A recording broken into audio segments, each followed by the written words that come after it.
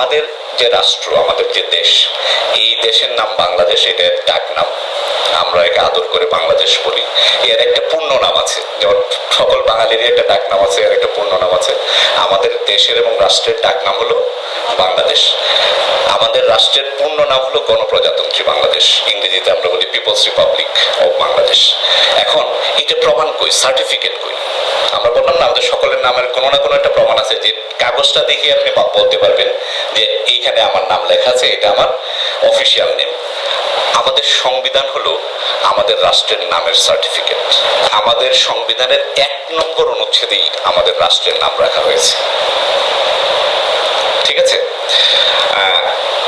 রাষ্ট্র জনগণ বা নাগরিকরা তৈরি করে, কিন্তু এই রাষ্ট্র সত্তা বা রাষ্ট্র প্রতিষ্ঠার একটা অনুসন্ধান থাকে, একটা আকুতি থাকে, আকাঙ্ক্ষা থাকে।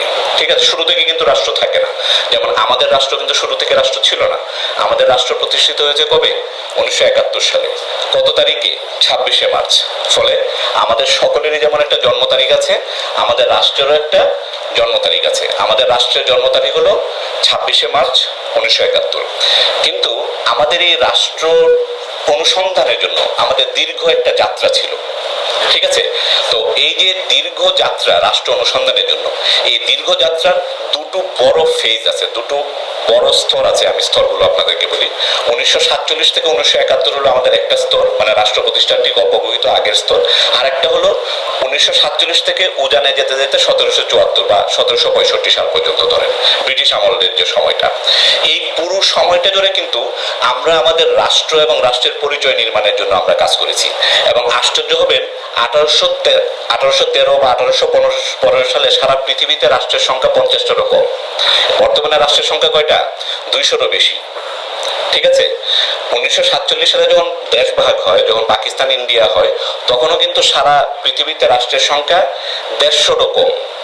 রাষ্ট্র তৈরি হওয়ার এই প্রক্রিয়াটার মধ্যে মানুষের একটা অনুসন্ধান থাকে। সেই অনুসন্ধানটা হলো রাষ্ট্রটা আমরা কিভাবে চালাতে চাই, এই রাষ্ট্রের মূলনীতি কি হবে, এই রাষ্ট্র কিভাবে চলবে। এখন যখন এই অনুসন্ধান প্রক্রিয়াটা জারি থাকে, এটা সংগ্রাম, আন্দোলন এবং অন্য অনেক কিছুর মধ্যে দিয়ে চালু থাকে। কিন্তু যখন রাষ্ট্র প্রতিষ্ঠা হয়ে যায়, তখন এটা একটা ম্যানুয়াল তৈরি হয়। এই ম্যানুয়ালটার নামই হলো সংবিধান। ফলে আপনারা যদি কোনো নিজেদের আলোচনায় বা নিজেদের কোনো রেফারেন্সে খুব সহজ ভাষায় যদি বলতে চান সংবিধান কি, সংবিধান হলো রাষ্ট্র পরিচালনার ম্যানুয়াল। আমার সাথে একটু বলেন, সংবিধান হলো রাষ্ট্র পরিচালনার ম্যানুয়াল। আপনি বাজারে যদি একটা বাটন ফোনও কিনেন 1500 টাকা বা 1250 টাকা দিয়ে, এর চেয়ে কম দামে তো ইলেকট্রনিক ডিভাইস হয় না, ঠিক না? যত কম দামেরই একটা ডিভাইস কিনেন না কেন, এটার সাথে কিন্তু আপনি একটা ছোট্ট একটা কাগজের কি একটা দেয় না, একটা ইনস্ট্রাকশন, একটা ম্যানুয়াল দেয় কিনা? ঠিক আছে?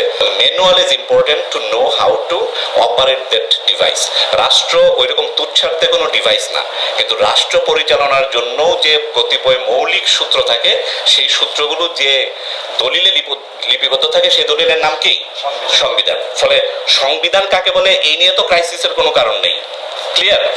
এটা সবচেয়ে জরুরি। হ্যাঁ, আমরা সংবিধান একটা নাগরিক দলিল, এটা কোনো উকিলের দলিল না, এটা কোনো আইন মানে তথাকথিত আইনজীবীদের দলিল না, সংবিধান তথাকথিত কোনো কোর্টের দলিল না। হ্যাঁ, সংবিধানকে চর্চা করার জন্য এবং সংবিধানকে প্রয়োগ করার জন্য বিশেষায়িত প্রতিষ্ঠান আছে, সেটার নাম আদালত। এবং আমাদের যে সংবিধান, এই সংবিধান তৈরি করতে আমাদেরকে অভাবনীয় অবর্ণনীয় আত্মত্যাগ আমাদেরকে করতে হয়েছে। 1971 সালে আমরা আমাদের যে শহীদ যে ভাই বোনরা, আমাদের যে পূর্বপুরুষরা যে শহীদ হয়েছে, অসংখ্য মানুষ বাড়িঘর থেকে উচ্ছেদ হয়েছে, অসংখ্য মা বোন নির্যাতনের শিকার হয়েছে, ঠিক আছে, অসংখ্য মানুষ নিখোঁজ হয়েছে। এই সবগুলোর পেছনে কিন্তু তাদের একটা চেতনা ছিল, তাদের একটা লক্ষ্য ছিল, তাদের একটা উদ্দেশ্য ছিল। সেই উদ্দেশ্য, চেতনা এবং লক্ষ্য কিন্তু একটা ডকুমেন্টে আমরা একসঙ্গে করে আমরা অ্যাডপ্ট করেছি, আমরা গ্রহণ করেছি। আর এটাকে সংবিধান বলে। আমাদের সংবিধানের 153টা অনুচ্ছেদ মনে রাখা কঠিন, তা তো কঠিন, ধারা উপাধারা মনে রাখা খুবই কঠিন, এটা আমি স্বীকার করি। কিন্তু একটা জনগণের দলিল হিসাবে এই সংবিধানের আরো বেশি পঠন পাঠন আপনাদের দরকার। সংবিধানকে উকিলদের দলিল এবং আইনের দলিল বলে বা কোর্টের দলিল বলে যেভাবে আমরা সাধারণের মধ্যে সংবিধানের পঠন পাঠনকে সংবিধানকে সীমিত করে ফেলেছি, এটা একটা কারণ যে কোনো কোনো সরকার এসে ফেসিস্ট সরকারে পরিণত হয়, এটা একটা কারণ যে কোনো কোনো দল এসে ফেসিস্ট রেজিমে পরিণত হয়, কারণ আমরা সংবিধানকে আমাদের সকলের স্বাভাবিক অভিগম্যতা বা অ্যাক্সেসের মধ্যে রাখতে পারিনি। ক্যামব্রিজ ইউনিভার্সিটির একটা গুরুত্বপূর্ণ একটা গবেষণা আছে যে ফ্রান্স রেভলিউশন থেকে, আপনারা জানেন ফ্রান্স রেভলিউশন হয়েছে আজ থেকে প্রায় 200 বছর আগে, ফ্রান্স রেভলিউশন থেকে এখনো পর্যন্ত সারা পৃথিবীতে যত সংবিধান হয়েছে সকল প্রায় গড়ে সব সংবিধানের বয়স 10 থেকে 12 বছর, 15 বছরের কম। মানে সংবিধান প্রণয়ন করে সংবিধান রাখতে পারে না এই ইতিহাসেই বেশি পৃথিবীর ইতিহাসে। গবেষণা বলছে বাংলাদেশের সংবিধান 1972 সালে প্রণীত হয়ে এখন এই সংবিধানের বয়স প্রায় 53 বছর। এই সংবিধান যে এখনো টিকে আছে, মানে যেখানে সারা বিশ্বের রেকর্ড হলো যে 10 থেকে 15 বছরের সংবিধান দেশ টিকিয়ে রাখতে পারে না, আমাদের সংবিধান যে অর্ধ শতাব্দীর বেশি টিকে আছে, এটা কি এই সংবিধানের শক্তি প্রমাণ করে নাকি দুর্বলতা প্রমাণ করে? এই এই এই সংবিধানের শক্তি প্রমাণ করে। আমি একদম শেষের দিকে বলি আপনাদেরকে, পরে আমরা আলোচনায় এবং এতে প্রশ্ন উত্তরে চলে যাব। বাংলাদেশের সংবিধানকে মনে রাখার খুব চমৎকার একটা কৌশল আছে, একদম মানে টপ জিনিসগুলো আপনারা মনে রাখতে পারবেন যে সংবিধানে কোথায় কি বলা আছে। এইটা যদি একটু মাথার মধ্যে থাকে, সংবিধান নিয়ে অ্যাপ্রোচ বা আলোচনা করাটা সহজ হবে। বাংলাদেশের সংবিধান মোট 11টা ভাগে বিভক্ত, ঠিক আছে? এই 11টা ভাগকে খুব সহজে মনে রাখার জন্য আমি চমৎকার একটা ফর্মুলা বের করেছি। ফর্মুলাটার নাম হলো 3-3-3-1-1। মানে পৃথিবীর এত সহজ ফর্মুলা, এই জন্য কেউ আমাকে নোবেলও দিতে পারবে না, মানে বলবে যে এটা কি আবার, ঠিক আছে, এত সহজ কেন? আপনারা আমার সাথে সাথে বলেন 3-3-3-1-1। মোট কত হলো? 11। আমাদের সংবিধান 11টা ভাগে বিভক্ত। এই 3-3 করে ভাগ করার কারণ আছে।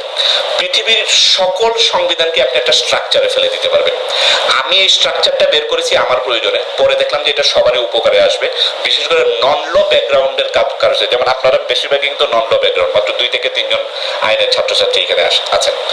নন ল ব্যাকগ্রাউন্ডের ছেলে মেয়েদের জন্য সংবিধান মনে রাখার খুব সহজ কিছু পদ্ধতি বের করতে হবে আমার। যদি না বের করি তাহলে আমি সংবিধানের যে প্রচারে নেমেছি সেই প্রচার ব্যর্থ হবে। তো এই জন্য এই স্ট্রাকচারটা আমি দেখলাম পৃথিবীর সকল সংবিধানেই কমন এই 3-3-3-1-1 স্ট্রাকচারে তৈরি, এবং আমাদের সংবিধানও এর ব্যতিক্রম না। প্রথম যে 3, এই 3-এ আছে রাষ্ট্রের গুরুত্বপূর্ণ ফিলোসফির বর্ণনা। ফলে আমরা এই 3টার নাম দিচ্ছি ফিলোসফিক্যাল ইউনিট। এটা কি খুব কঠিন হলো আপনাদের কাছে? ঠিক আছে। দ্বিতীয় যে 3 আছে, এটার আমরা নাম দিয়েছি ইনস্টিটিউশনাল ইউনিট, কারণ রাষ্ট্র পরিচালনার জন্য সবচেয়ে কেন্দ্রীয় সবচেয়ে গুরুত্বপূর্ণ যে 3টা ইনস্টিটিউটের প্রয়োজন হয়, সেই 3টা ইনস্টিটিউটের বর্ণনা আছে দ্বিতীয় 3-এ। তৃতীয় 3-এ আছে 3টা অর্গানাইজেশনের বর্ণনা। রাষ্ট্র পরিচালনার জন্য যে সবচেয়ে গুরুত্বপূর্ণ যে 3টা অর্গানাইজেশন প্রয়োজন হয়, সেই 3টা অর্গানাইজেশনের বর্ণনা আছে তৃতীয় 3-এ। তাহলে কি হলো? ফর্মুলাটা কিভাবে দাঁড়ালো? 3-3-3-1-1। ওই 1-1 এতই সহজ, এটা বলারও দরকার নাই, একটু পরে বলবো না। এটা মনে থাকবে তো? আমার সাথে সাথে বলেন 3-3-3-1-1। আবার সবাই বলতেছে না, ভাবটা এরকম যে এত সহজ আবার বলতে হবে।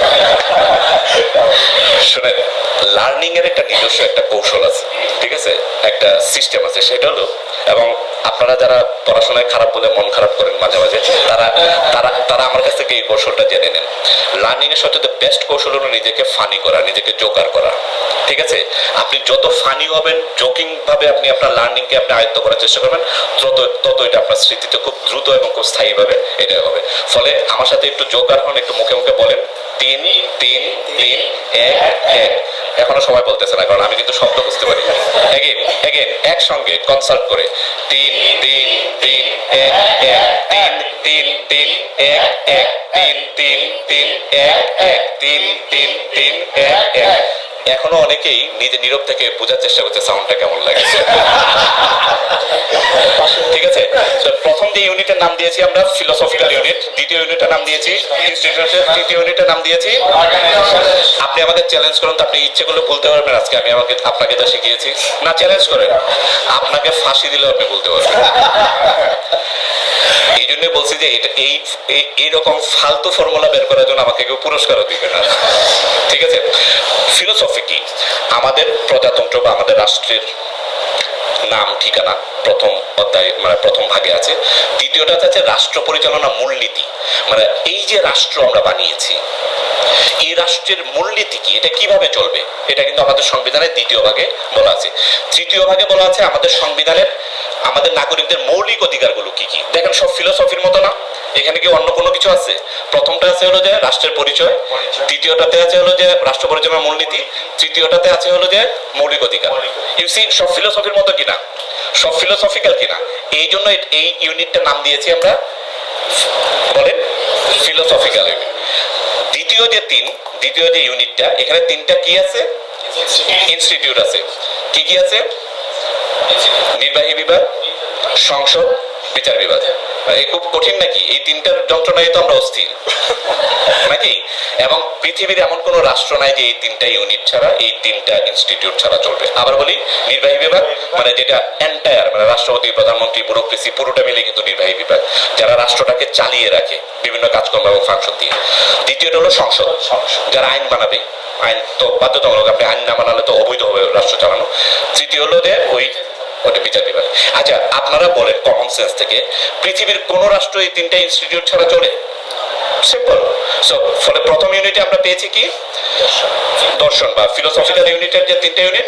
দ্বিতীয় ইউনিটে আমরা পেয়েছি তিনটা ইনস্টিটিউট, নির্বাহী বিভাগ, আইনসভা বা পার্লামেন্ট, আর বিচার বিভাগ। তৃতীয় যে অর্গানাইজেশন যেটা বললাম যে তিনটা অর্গানাইজেশন ছাড়া চলে না, এটা আপনারা খুব কমন সেন্সে বুঝতে পারবেন। নির্বাচন কমিশন রাষ্ট্রের টাকা পয়সার হিসাব নিকাশ রাখে, বাজেট ব্যবস্থাপনা করে, যে এটাকে নাম হলো মহা হিসাব নিরীক্ষক। মানে আপনারা ধরে নেন যে এটা টাকা পয়সার হিসাব, ঠিক আছে? নির্বাচন কমিশন, মহা হিসাব নিরীক্ষক, আর তৃতীয় হলো যে আমাদের যে পিএসসি বা আমলাতন্ত্র। এই তিনটে ইউনিট ছাড়া, এই তিনটা অর্গানাইজেশন ছাড়া, এবং দেখেন তৃতীয় তিনটা অর্গানাইজেশন দ্বিতীয় তিনটা ইনস্টিটিউটকে সাপোর্ট দেয়, ঠিক কিনা? এই যে স্ট্রাকচার, এই স্ট্রাকচার হলো রাষ্ট্র। এবং আমাদের সংবিধানে ঠিক এই 9টা প্রতিষ্ঠানের বিস্তারিত বর্ণনা আছে। এখন বলেন, এই সংবিধানের এক পৃষ্ঠা না পড়েও আপনাদের এখন অ্যাটলিস্ট এতটুকু ধারণা হয়েছে কিনা যে সংবিধানে কি কি আছে? হয়েছে? আমাদের সংবিধান কয়টা ভাগে বিভক্ত? 11টা ভাগে।